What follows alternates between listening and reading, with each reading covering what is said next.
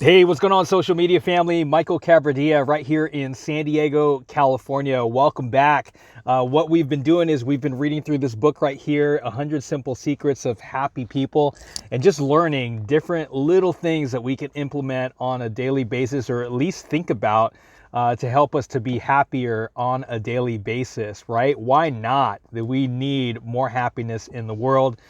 So let's do this. We're going to read this, share a few comments or some insight. Feel free to continue the conversation in the comments. Would love to hear from you. Would love to hear what you do to be happier. So number 37, this is number 37. So don't let your entire life hinge on one element. Your life is made up of many different facets. Don't focus just on one aspect of your life so much that you can't experience pleasure if that one area is unsettled.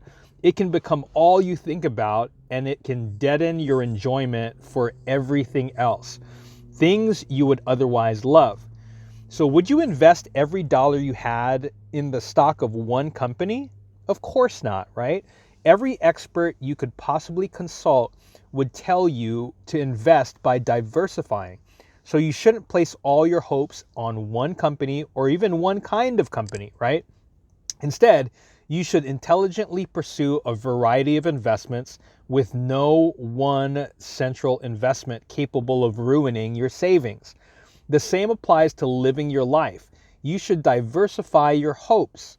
Don't pin all of your hopes on getting a promotion and wind up ruining what could have been a satisfying home life by lack of progress in the office.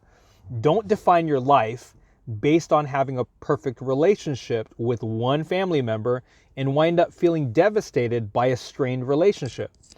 Build your hopes around the many things that are important to you and allow yourself to benefit from the different things that contribute to your life, rather than allowing yourself to be devastated by a single bump in the road. In an experiment in which subjects were asked to discuss the life satisfaction of others, subjects tended to calculate likelihood of happiness on an averaging scale. That is, happiness was associated with people whose lives were generally positive in multiple areas that mattered to them. Wow, this is pretty deep, right? So what are your thoughts on this? So one of the first things that I think about is I think about the different areas of your life, right? So you have your spiritual life, you have your family life, you have education, you have your physical fitness, you have your relationships. I mean, there's so many different facets of your life. And I remember hearing something a long time ago, about even a significant other relationship, right? Some people will look for their significant other to be their end all be all, to be like everything for them. And to set that high of an expectation in a significant other sometimes can, and you find out that that significant other can't be everything to you, right? We are meant to be people in this world that we rely on others, right? Not necessarily just one person. If that one person lets us down, wow, we're in a whole world of hurt, or, we move forward from that particular situation, really just, man, devastated in some cases, right?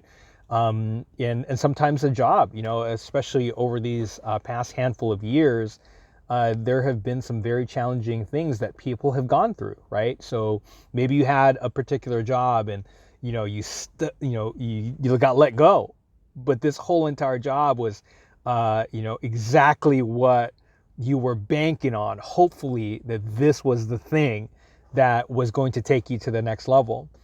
And I learned a long time ago that diversification and streams of income, right? So you have streams of income.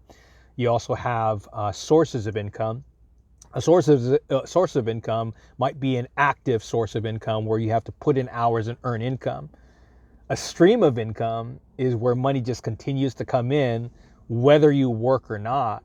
And, fortunately enough, we've looked for streams of income where money continues to come in. But if you rely on one source of income, and if that one source of income, goes away, what do you do? In a lot of cases, people don't have an additional stream or an additional source of income.